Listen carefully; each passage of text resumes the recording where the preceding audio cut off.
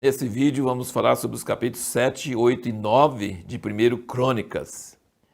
Tem vários temas que estão nesses capítulos, que você vai notar que há uma certa ênfase de quem editou, de quem escreveu. No caso, a gente acha que é o sacerdote escriba Esdras.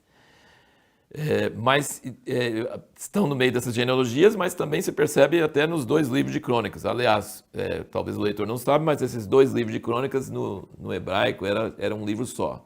Foi separado nas nossas Bíblias, mas é um livro só no hebraico e nos livros antigos, manuscritos antigos.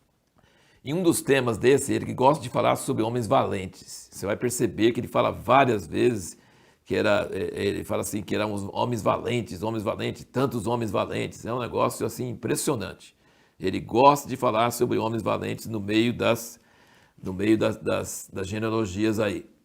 E outra coisa, por exemplo, só um exemplo disso, o capítulo 7, versículo 40, ele diz: todos esses foram filhos de Azer, chefe das casas paternas, homens escolhidos e valentes, chefes dos príncipes. Então ele usa muito isso. Capítulo 8, versículo 40, os filhos de Ulão foram homens heróis, valentes, flecheiros destros.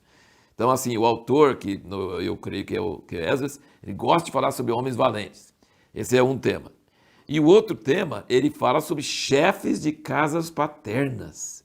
Ele usa esse termo repetidas vezes. Essa frase você vai ver, nesses 3 capítulos, você vai ver demais e em outros lugares no livro também, das crônicas. Você vai ver várias vezes. Chefes das casas paternas.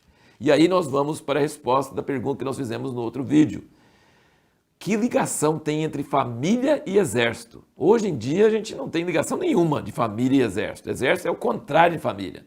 Família é um pai, uma mãe e os filhos, um lugar acolhedor, um lugar de refrigério, um lugar de nutrição, um lugar de criar os filhos e amor e carinho e todas essas coisas. É coisa de família.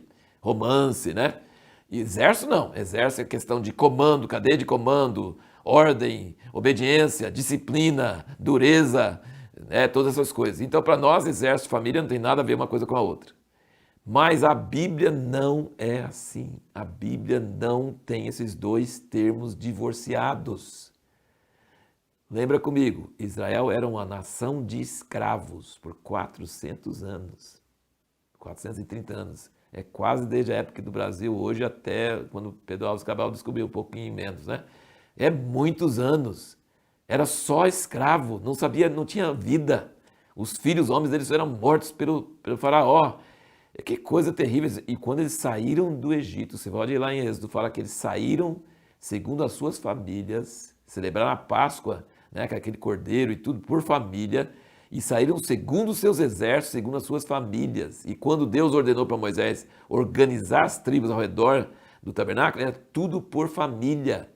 Quem mandava, quem era o tenente, quem era o capitão, era o avô, o pai, o tio. E até hoje, isso aí é muito importante. Em Israel, eles se sentem, não tem essa ligação tão forte de família com o exército em Israel hoje. Mas, ao mesmo tempo, eles têm esse senso de que estão defendendo a sua pátria, seus parentes, suas famílias. Imagina naquelas guerras, daquelas épocas, com espada, com lança, com coisa que tinha, ele estava na frente e atrás dele tinha a família dele. Então ele não só tinha o incentivo da disciplina do exército, mas ele tinha também que proteger sua família, sua casa, seus irmãos, seus primos, seus sobrinhos. Então a família e exército para Deus são muito ligados. E esses dois temas estão aqui por Esdras, por inspiração de Deus. Ele diz que eram homens valentes, chefes das suas casas paternas. Deus precisa de homens que assumem a sua posição diante de Deus e vão proteger a sua família. Isso nós precisamos entender que para Deus, exército e família são conceitos bem ligados um com o outro. Alguns detalhes que você pode ver aqui nesses capítulos. No capítulo 8, de 33 a 40, você vai perceber que os filhos de Jonatas, que era o filho de Saul, que morreu com o pai dele, o filho dele era Mefibosete, e o Mefibosete tinha um filho, aqui não chama Mefibosete, chama Meribaal, mas é a mesma pessoa. O filho dele era Mica. E você vai descendo, você vai vendo que os netos de Jonatas eram valentes, homens de guerra, valentes da tribo de Benjamim. Muito interessante notar isso.